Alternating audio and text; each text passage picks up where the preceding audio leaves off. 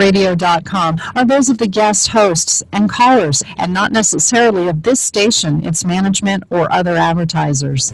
This is ContactTalkRadio.com, consciousness in action, and you are taking action into your consciousness by tuning into Contact Talk Radio. And on TuneIn.com, Being.fm, and UpSnap Mobile. Contact Talk Radio.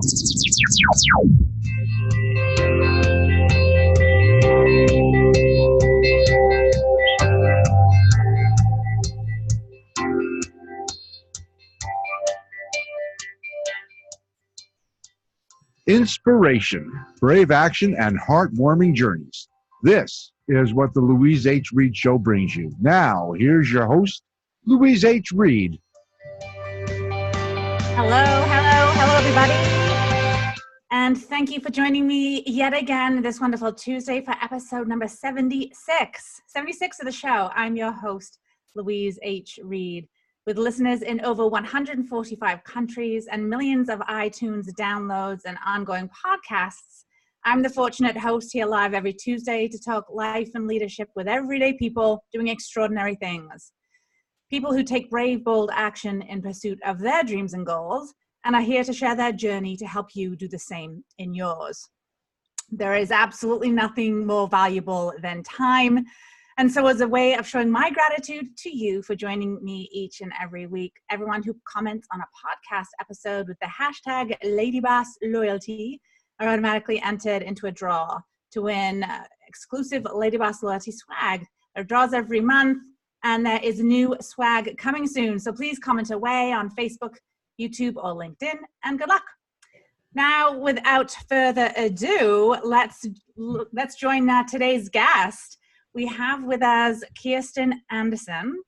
Kirsten is the founder of Integrate Play Solutions, where as a creativity catalyst, trainer, and speaker, she helps organizations around the world build better businesses and increase performance by integrating playfulness into everyday work. She helps diverse organizations and business leaders come up with creative solutions to their messiest challenges using highly effective and proven methodologies to foster innovation, increase team cohesion, productivity, sales, retention, and well-being playfully. I love that last word, playfully. A few of the clients that Kirsten has had the honor of serving include Nav Canada. I used to work for Nav Canada, actually. Nav Canada, Telus, Fraser University, Monkey Media Software, Dominion Securities, College of Pharmacists, and I Am Empowered Conference. Kirsten, welcome to the show, my friend. Thank you for having me. Happy to be here. Yes, let's do this. In your playground or your sandbox. I love it. How about both? So one of the things that I read in your bio that maybe we'll start there and let's see where we play and where we jump to. You're a creativity catalyst. That just sounds exciting. So can you tell us a little bit about what that is? Well, there's a lot of organizations and it's not that desire creativity within different departments of their organization. It's not just for marketing. It is actually for every aspect of business requires creativity and creative problem solving. So I use Lego Serious Play as my main tool, the main methodology to go in and help people, access that part of themselves that so often people are willing to say, oh, I'm not creative anymore, because it kind of gets schooled out of us, right? When we're about like 6 or 7, we realize that if we put our hand up, we might make a mistake and then we're going to be embarrassed.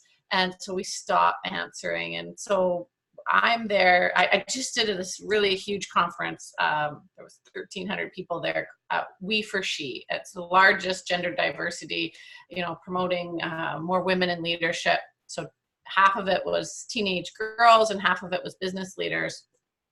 And I did a creativity exercise that was all about getting these girls and business leaders as well to really embrace that label. We are all creative. And whatever we do, whether your passion is science or math or engineering, all the STEM activities or fine arts, it's not just for fine arts creativity. So that's a small piece of it. I love that. And I wrote, for those who are watching live on Facebook would have seen me raise my hand when you made the comment, a lot of people say I'm not creative. Why? And you mentioned that, oftentimes it starts at a very young age. Why do we have such a narrow view? What's your opinion on that, of what creativity actually is? Because that was me. I was raising my hand saying, yeah, that's me. Yeah. And, I think that we do put these labels on people, and it's really not necessary when we look at how we're doing problem solving, right? Every day when you put on your clothes in the morning, you made some creative decisions on what you were going to put together, how you put your house together, the way that you interact with people is a creative decision. So creativity is a current that runs through our lives.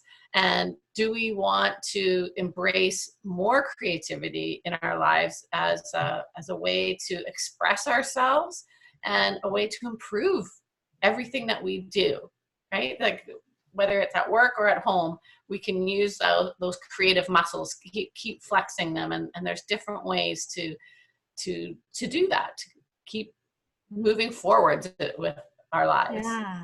So I'm going to ask you a question in a minute about how to keep that current flowing. But you said something I thought was beautiful. Creativity is a current that runs through our lives. Isn't that awesome, everyone?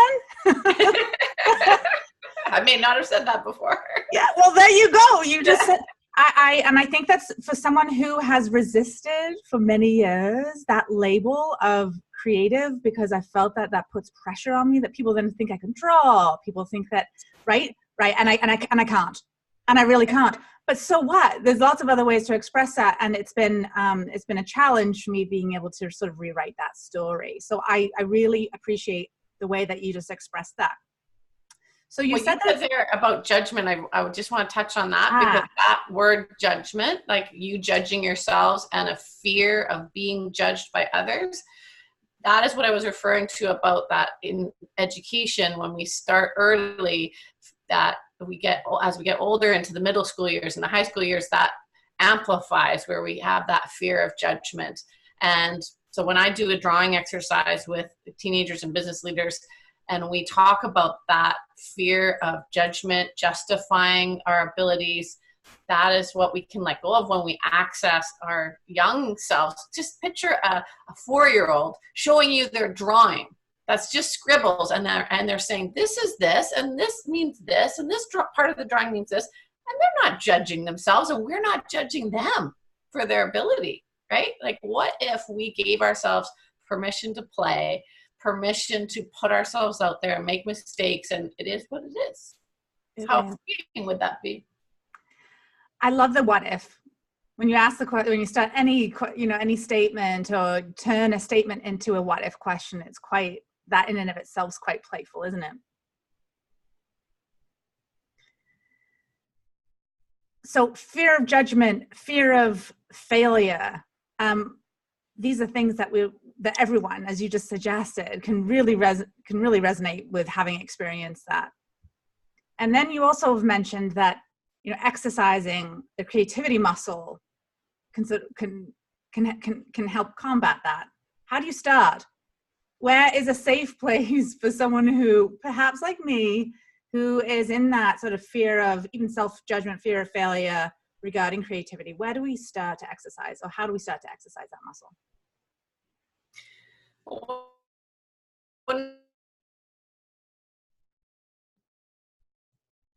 We start with people and to talk about how,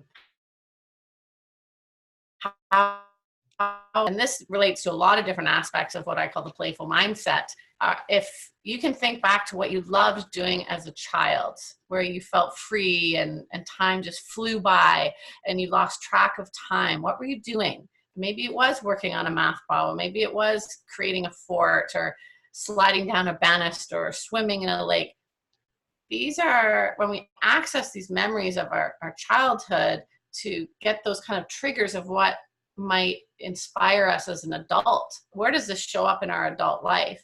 And following that path. And the fear that we have really develops as we're getting older. So we can let go of a lot of those fears and those judgments when we access that childhood, that childlike playfulness that we had.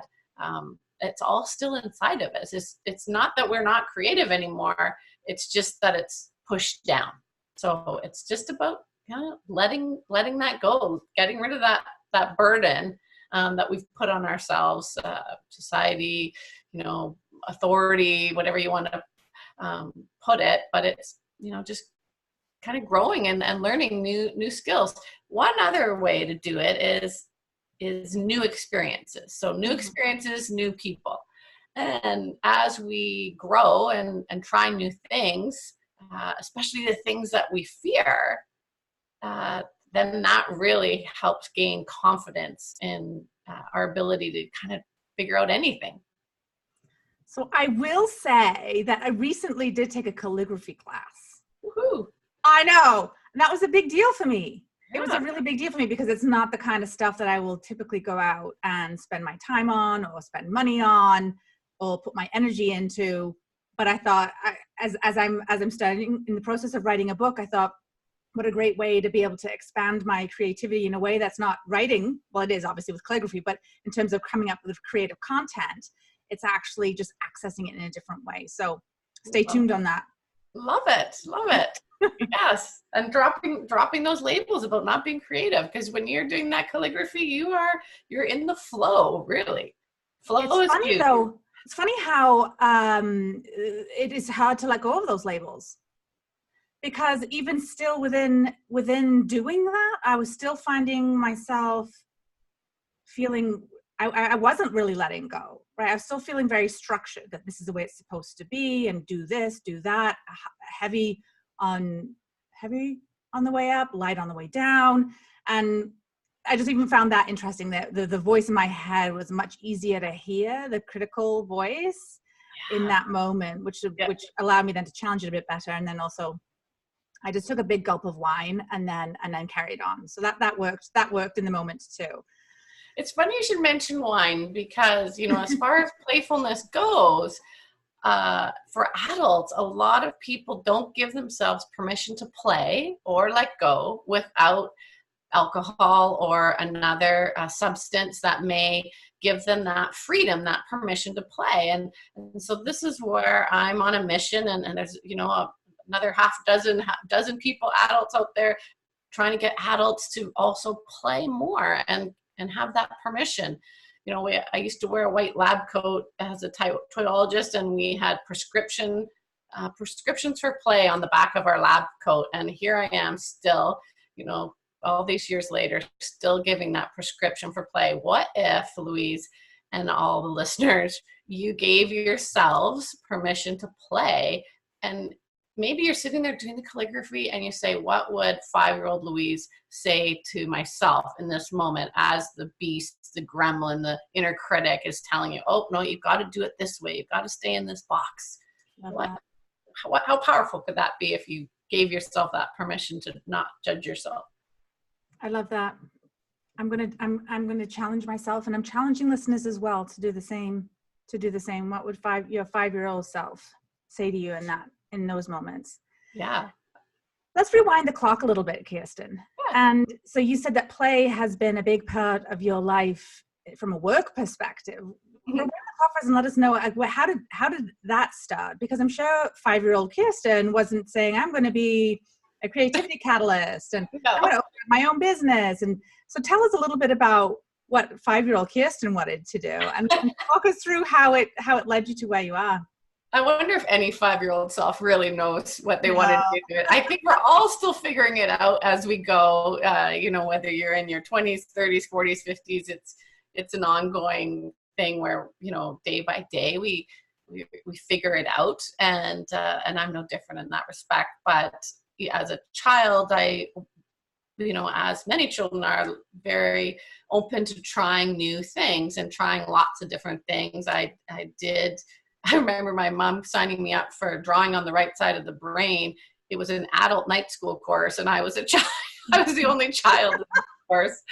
My sister ended up being the professional artist, illustrator, author, but I did love writing and drawing as a child, and there was those art classes in high school that put that judgment on me, like, oh, I'm not good enough. This is not the path for me. And my dad was a psychologist, and my mom ended up buying a toy store at, I guess I was about 18, 19 when she did that. So I left movie theater management where I was 19 and had a staff of like 70 people. I was accelerating through management super fast with Cineplex Odeon theaters, and that was super fun industry to be in. But my mom was like, come manage the toy store. So there I was for 10 years helping her travel around the world, find the finest toys from around the world, from Europe, and just like not your big box toys that you would find. So loved the interactions with the public and just really helping them find something that would be like pennies per playtime. So the best value for them.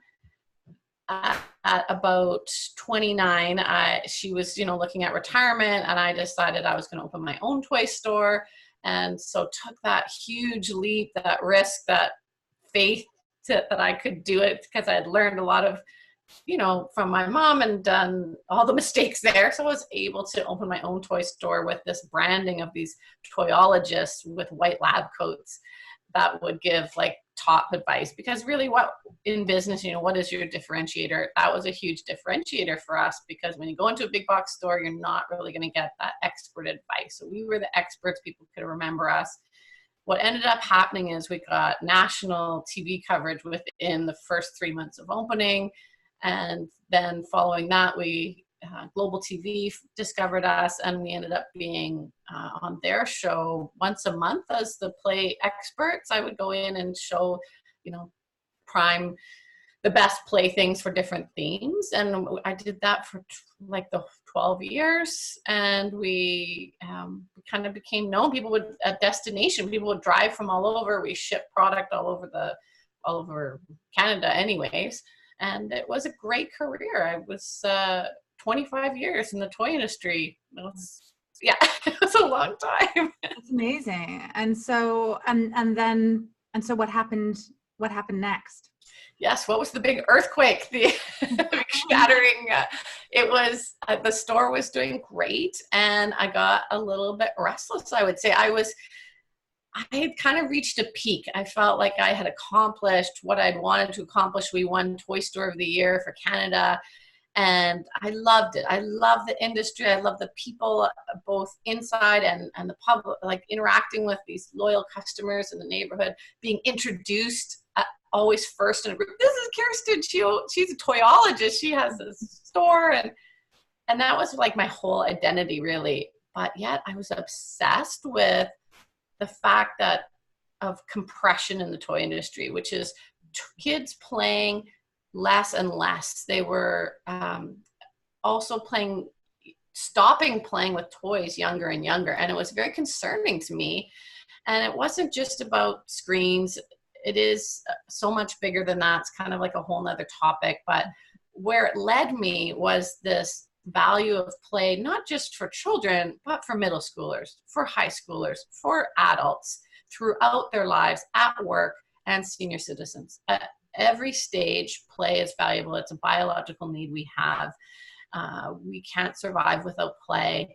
And so as I dove deeper and deeper into the topic, I was like, what if I just kind of opened up to that possibility? What if I could make a living exploring the power of play for adults, and then the ripple effect of that, if we could get adults playing in the workplace and they valued it that much more, they were enlightened and empowered to play more. What if they took that home, and then their high schoolers thought, hey, that's cool, my parents are valuing play, and then they started playing more, and then it trickled down to all the ages and trickled up even. So that was the mission that I left with. I sold my store so fast, like within weeks, which I didn't expect, that I didn't have time to create a business plan. So I really did not know how I was going to make a living doing this.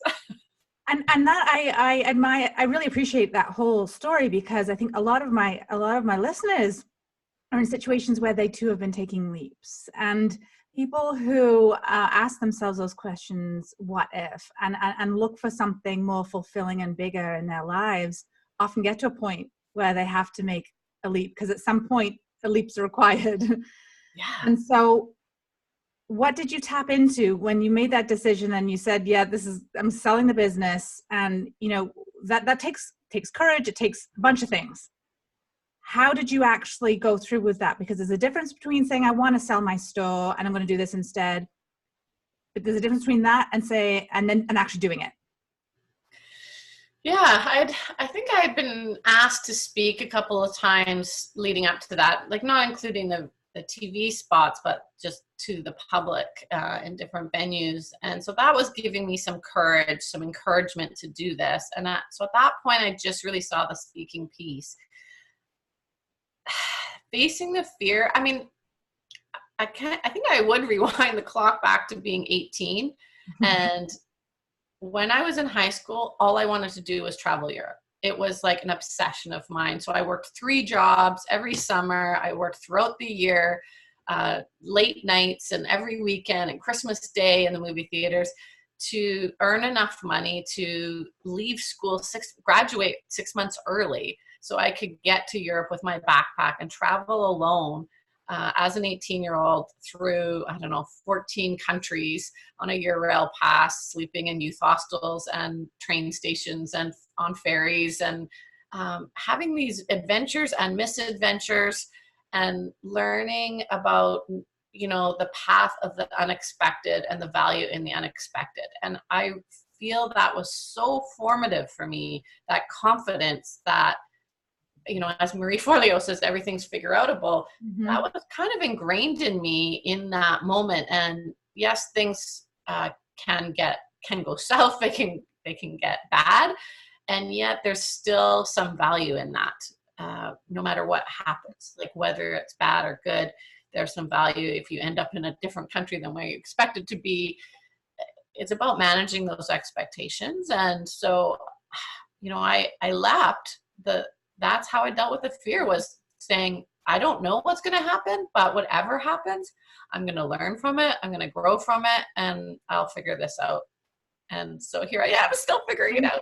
And to your point, so I love that. And to your point, I think we all those who decide not to stay, those who decide to follow that itch for something more, I think continually it's a discovery process, isn't it? Which I suppose, looked at the right way, can be looked at in a playful, fun way, despite the stresses of it, which are a real thing too.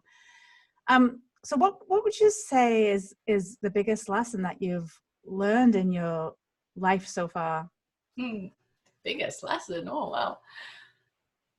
Well, if we stayed on the same thread that we were just on around experimenting, that is very much linked to fear.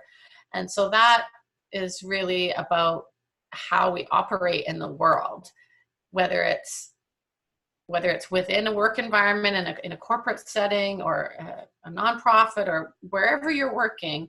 If you're willing to experiment, try new things, smash the status quo, like this is the way we've always done things. Those are really big ways that I operate, that I love to look at things in a different way and try these new things and focus on how we interact with each other. And why do we love travel? Yeah, new place, new food, new things to see, but isn't it really about the new people that we meet? There's really the huge value that comes out of travel. Not that you can't meet new people where you're at. So I love travel, but I also, which is another reason why I love this speaking career, but I also love just meeting new people on Zoom every day and new coaching clients. And so the biggest lesson I would say is look back to the way you were as a kid, as I said before, and what is it that you really loved doing, the way you loved being, and really kind of, I want to say recharge that, plug that back in, kind of playful mindset that you used to have as a kid.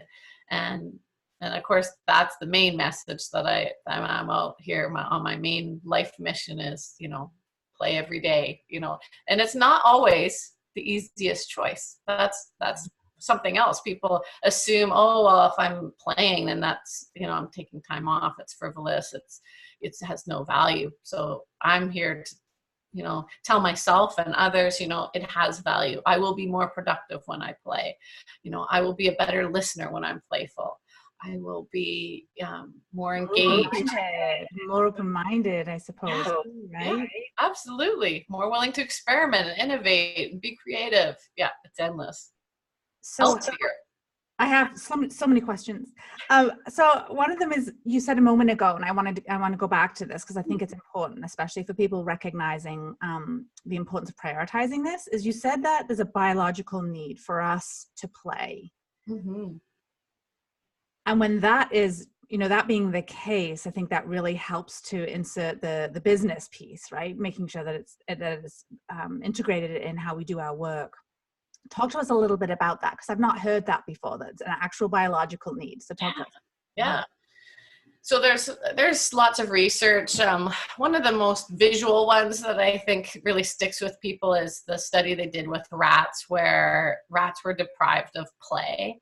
And when they are deprived of play, they lose like a fear of cats, and they would just they would die basically. But the rats that were able to play, they had that chase instinct instilled in them when they were little, and so they would run away from the cat. Mm-hmm. The ones that were deprived of play were not. There's studies around serial killers and the link between a lack of play and serial killers. So anyone who has a young child right now, get your kid playing. Get them playing. You don't want to raise a serial killer. Wow. Yeah. So, I mean, there are so many different ways that it really affects the brain. And so when if we just shut that off from our work day, and we think, oh, we need to just, buckle down and look at this spreadsheet for 8 hours straight. Actually, how many of those hours are actually productive because you haven't done anything else? You haven't had a dance break. You haven't engaged with other people. You haven't gone and, the tech industry gets a bad rap for having all these play opportunities. And sometimes it's what my friend Matthias calls play washing, as in they'll put the foosball table or pool table or some type of play prop in their lobby, and yet the culture is not really supportive of play and taking that time. Well, we still want you to work 80 hours a week, and maybe on hour 81 you can go down and play on your way home from work.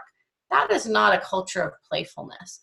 And so when I get super excited when I see companies that truly value playfulness in how they interact with their customers, so in their customer experience, how they interact with each other, so the employee experience is embedded with playfulness, that is where you really see the results of play, is when it's from the top to the bottom. It's throughout an organization that it's really a part of the pie, and that's not industry specific either, which is really cool.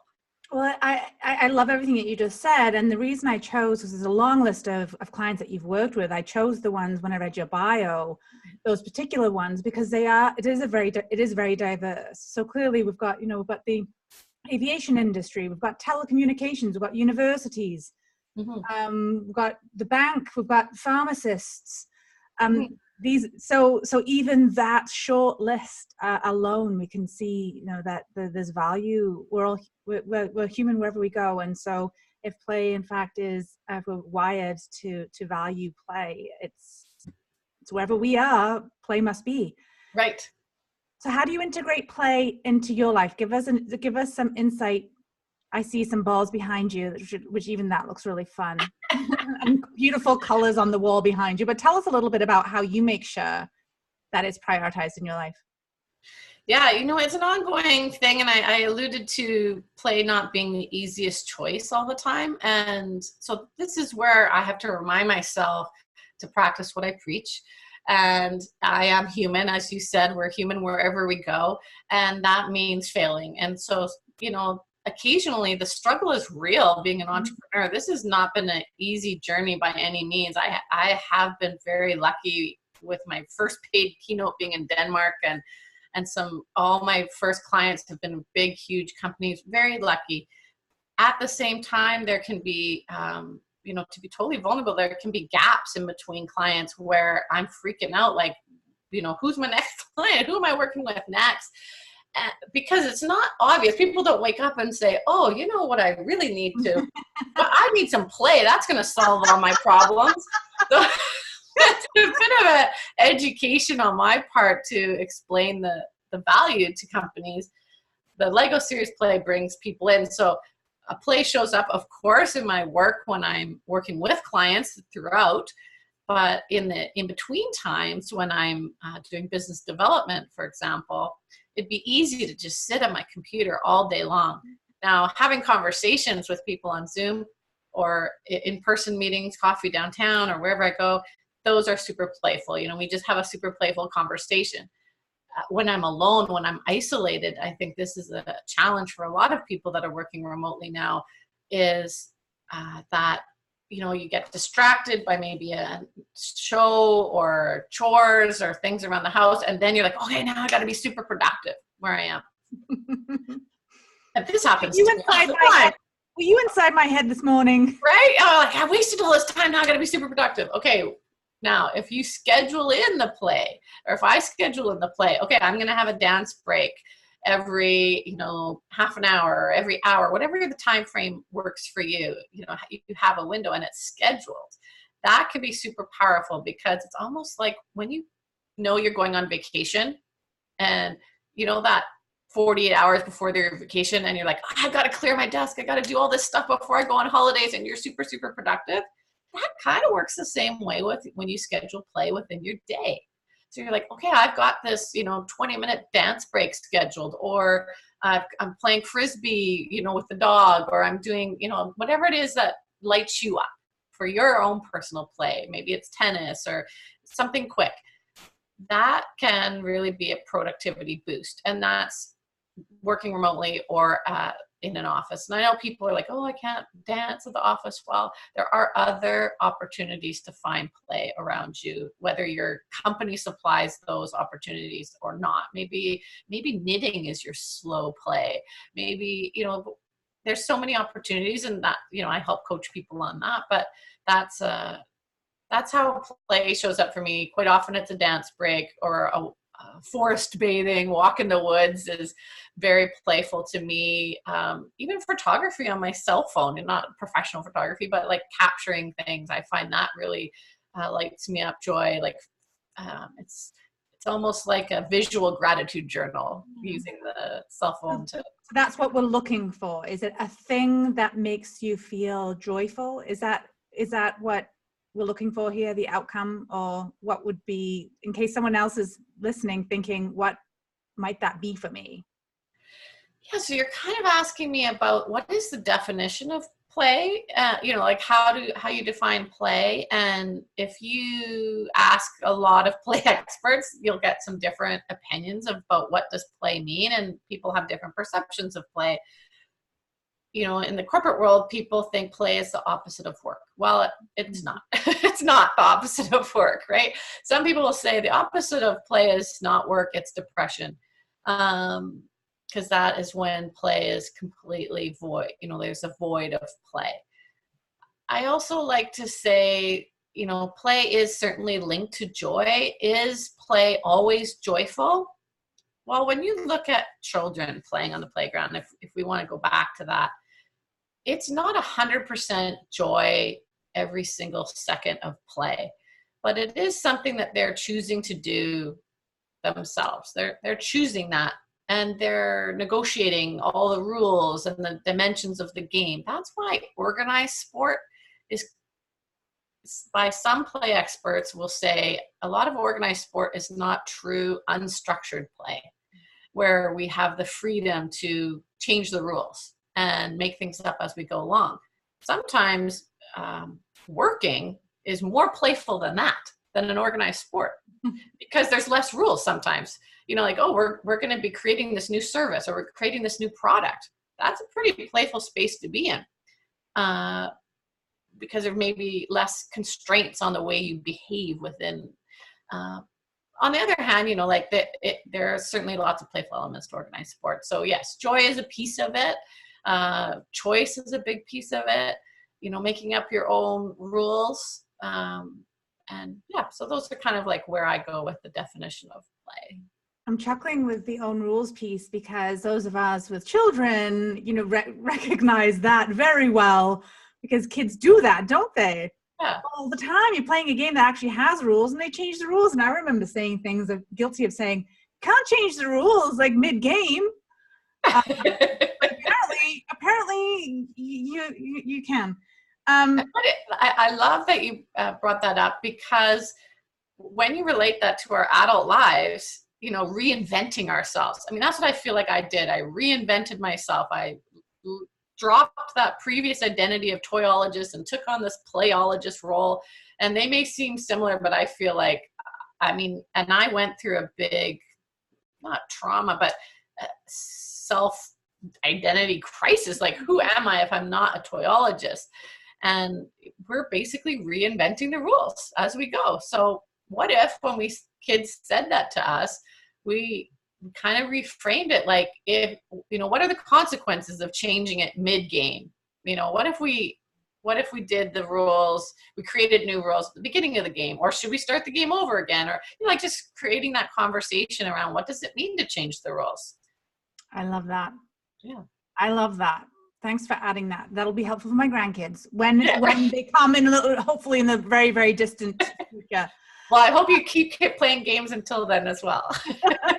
Interestingly, we've just bought a few board games because, well, it's a bad reason as to why we had to buy new board games. The effects of screen time on my kids have resulted in a couple of kids having multiple concussions. And screen time, well, that's a whole other kind of topic in terms of what screens do to the brain, and actually make kids more apt to, or brains in general, kids and adult brains, more susceptible to concussions. All that to say, it's been great in a way, because now we're getting to play board games and do things that we have not played for years, including, I just picked up the game of life. Oh yeah, I love that. Right? Who remembers the game of life? It's a long one. I know.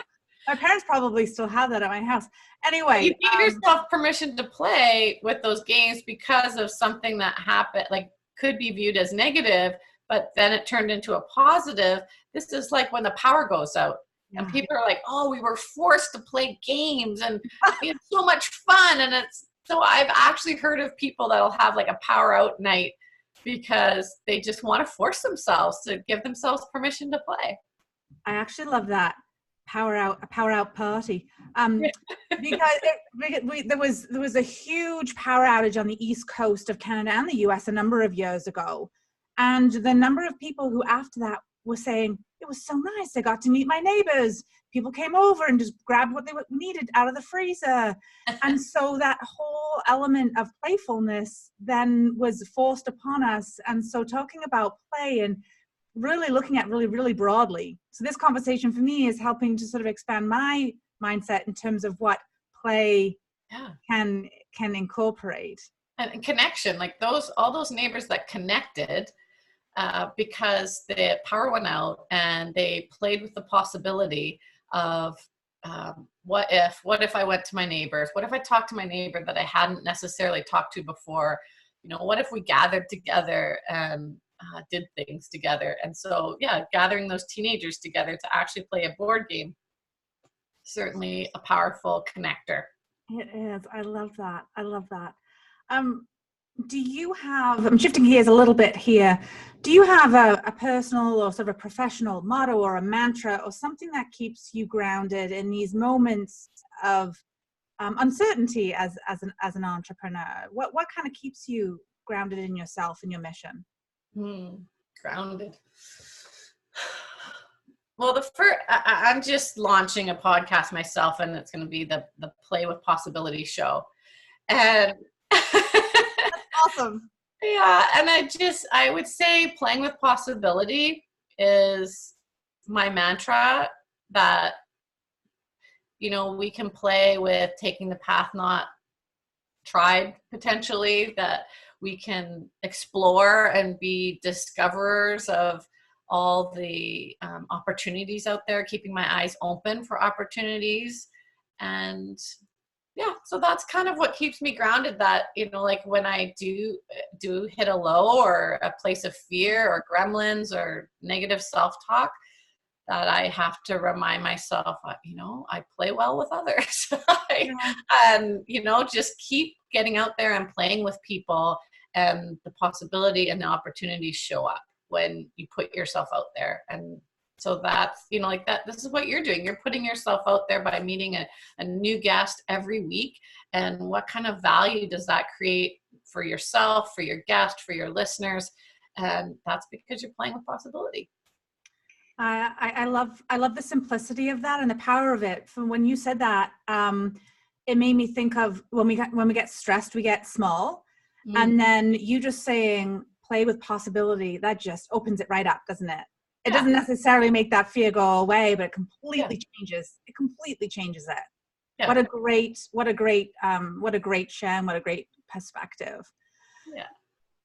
At this stage, when I know this too is going to continue to change throughout your life, but what does success mean to you? How do you define success? Well, I've heard other people saying that success is certainly not monetary, but doing what you want when you want. And there's a piece of that, you know, that freedom is certainly a high value for me.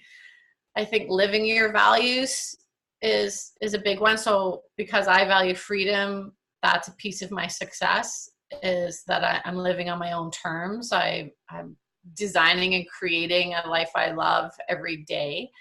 A coach once asked me years ago, you know, what would it take for you to go out basically and get a real job, which my husband has said to me a couple times. And I said, when I'm living in a cardboard box, that's when I'll give up. No, I said, not even. I said, no, actually, I take that back. I think I'd have to be dead for me to give up on this mission. And that's what keeps me going, is just, you know, creating that impact for people. And so that success is basically hearing back from people that something worked for them, something made a difference. And, you know, that ripple effect, and knowing that if one person tells me something, that they're probably going to share that, and that will affect someone else. So that is success for me, is making a difference, of course, within my own immediate family, and then of course outside of that. Yeah. Thanks for sharing that. I personally don't believe enough people ask themselves these types of questions. And I find it fascinating to hear people's responses to that, because I think it offers a lot of insight to others. And my hope is that it encourages listeners as well to ask themselves the same question and reflect on that. Yeah, it'll look different for everybody, right? It totally does, and it changes. It was different when you owned your toy store. That would have, and even within that 25 years of owning your toy store, what does success mean to you and look like would have changed as well. And so, I think it just it goes back to your comment about playing with possibilities. Yeah, that definition, it does not have to stay static. So talk to me a little bit about why play is so important at work in the context of doing the work, not just having play within the work culture when you need to sort of step away and enjoy a bit of playfulness to then be able to focus again. In the context of decision making, or the actual work itself. Can you talk to us a little bit about that? Yeah. So yes, that's the productivity piece, the first one you mentioned. And yeah, around decision making, which of course is a part of every role in every aspect of business. So if I came in and I spoke at an AGM, there would be people there from finance, from sales, from product development, So I'm speaking to a very wide range of roles. And I don't have to be an expert in all those roles, but decision-making is one aspect that they all have in common. So what I look for is the aspects that they have in common, and then look at how play impacts those. So decision-making, for example, is a lot about, how do we make this a win-win situation? So when we look at playfulness and how we're interacting with each other in a playful setting, again, going back to how we were as kids, we looked for situations where it was win-win, because if one person was super unhappy, they're taken off, right? They're not, well, fine, I'm just not playing. But, I'm going to go find another piece of playground equipment if we can't make this game work for us. So if we take that into the corporate setting or in any work environment, how do we negotiate with each other where it's a yes and situation? Yes, I hear you, and I'd like to add on to that. And so that, I bring in a lot of the lessons that I've learned through improv and improvisation into a setting where, we may play some games and people really get the foundations of active listening, receiving an offer, adding on to that with more ideas. And so that leads to more collaborative, cohesive decision-making. The Lego Serious Play lends itself to democratic decision-making because everyone is heard at the table equally, instead of one or maybe 20% of the room, like just the extroverts, or some of the, maybe it's a culture piece, or maybe it's a hierarchy piece where only the leaders are speaking at the table and we're not getting all the diverse ideas at the table. I love that play takes out a lot of bias. We bring in so much more voices to the table, and we need diversity of thought, diversity of perspectives if we want to be innovative, if we want to, differentiate ourselves, move our products and services forward. We need diversity of thought. So play brings everybody to the table and gives them equal voice. I love that. I love that.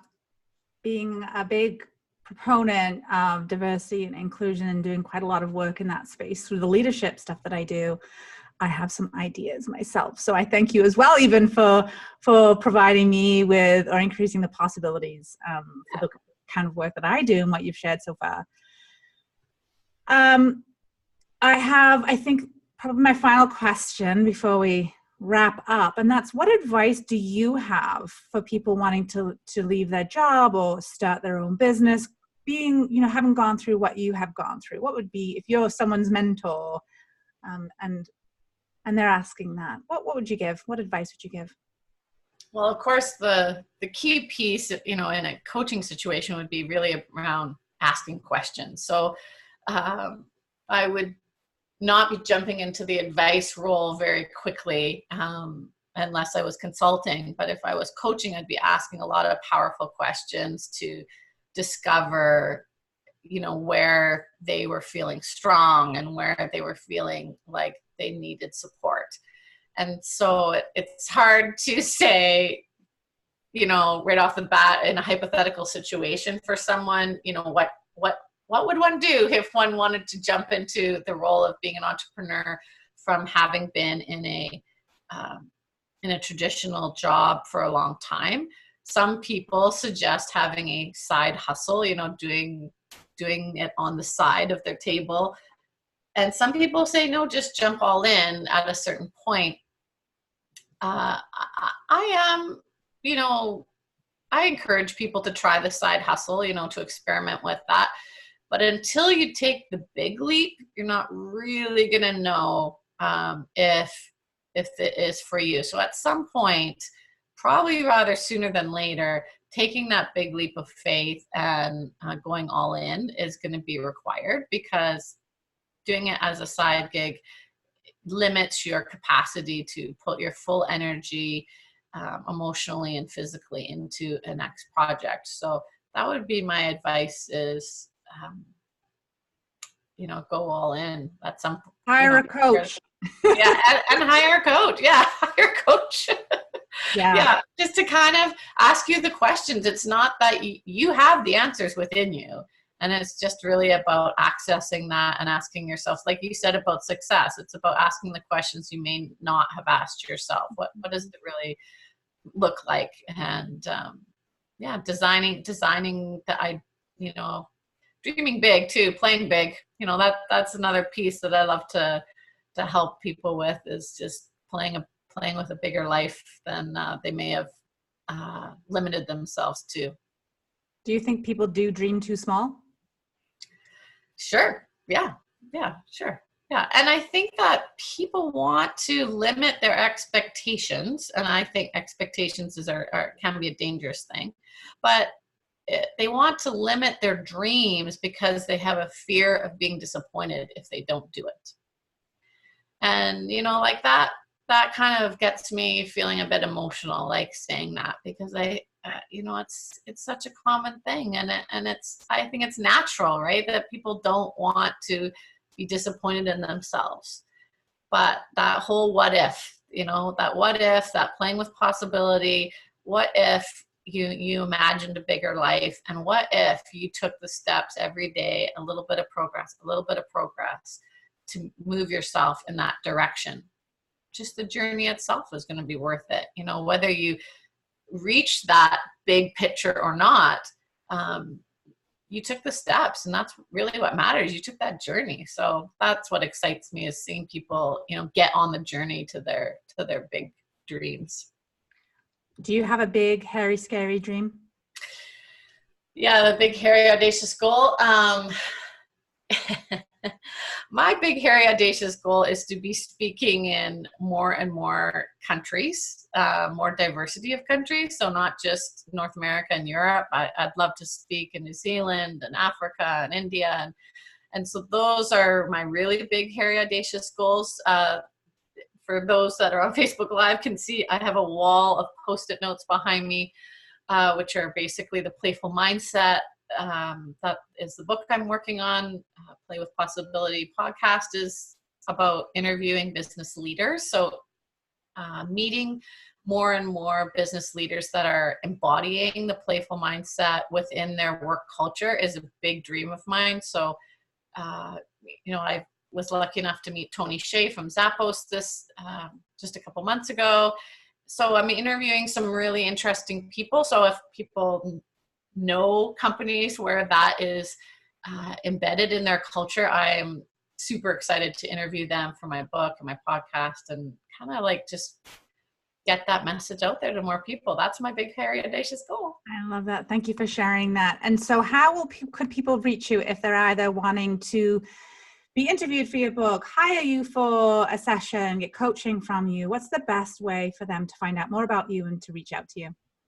Well, I have a website, integrateplay.com, and I'm on social media. So Kirsten Anderson is on Instagram, on LinkedIn, and of course, my email is just kirsten@integrateplay.com. Awesome. And I will include some of those in the show notes as well. Kirsten, that's it. Our play is finished. So very much for playing with me this morning and sharing all of what you have, all of your time, and all of what you did today with both myself and my listeners. Thank you. Go out and play every day. Go out and play every day. I plan on it. And of course, as well, a big shout out to all of you, my loyal listeners, and my producer at Contact Talk Radio Network, Cameron Steele. And in closing, I would like to leave you with a quote to ponder that I read this morning from Vincent van Gogh. What would life be if we had no courage to attempt anything? So until next Tuesday at 11 a.m. Eastern, I'm Louise H. Reid, wishing you all a bold, courageous, and playful day. Goodbye, my friends.